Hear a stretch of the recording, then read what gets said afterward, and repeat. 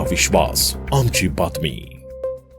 तपोवन परिसरातील वृक्षतोडीच्या विरोधात आज नाशिकमध्ये पर्यावरण प्रेमींनी नाशिक महानगरपालिकेवर शांततामय पायी मोर्चा काढलाय। जिल्हाधिकारी कार्यालयासमोर हुतात्मा स्मारक येथून या मोर्चाला सुरुवात करण्यात आली आहे, तर मोठ्या संख्येने नागरिक, पर्यावरण प्रेमी आणि विविध संघटनांचे कार्यकर्ते सहभागी झाले।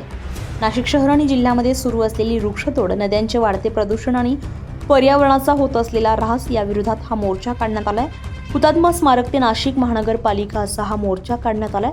या आंदोलनाला पाठिंबा देण्यासाठी महाराष्ट्र नवनिर्माण सेनेचे युवा नेते अमित ठाकरे यांनीही मोर्चामध्ये सहभाग घेतलाय। नाशिकच्या पर्यावरण रक्षणासाठी ते आज नाशिक दौऱ्यावर आले होते। यावेळी बोलताना अमित ठाकरे म्हणालेत की नाशिकच्या महापौरांसोबत चर्चा झाली असून त्यांनी याबाबत समिती गठीत करण्याचं आश्वासन दिलंय।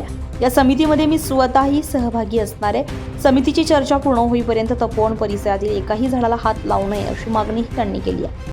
त्याचे 122 रिप्रेझेंटेटिव्ह आम्ही इथे आहोत। जर आम्ही 122 ठरवू शकतो तर तुम्ही 7, 8, 10 लोक का नाही ठरवू शकतो? तुम्ही निर्णय द्यावा। कमिटीच्या याच्यामध्ये वाद घालून लोकांमध्ये एकजूट ही जनचळवळ आहे। इथं कोणी एक नेता नाही, मग तुम्हाला आमचे निर्णय मान्य असतील का? निर्णय जाहीर करा, सांगा। जे निर्णय मान्य असतील त्यावेळी मान्य करू, जे आम्हाला मान्य नाही त्याविषयी आम्ही तुमच्याशी बोलू। एक मिनिट, याच्यात निर्णय त्या वृक्ष प्राधिकरणच्या अध्यक्ष आहेत, तेव्हा जेव्हा गार्डनची बैठक होते, वृक्ष प्राधिकरणच्या अध्यक्ष असल्या कारणाने जे काही सुनावण्या होतात त्याचा अंतिम अधिकार हा आयुक्तांना आहे।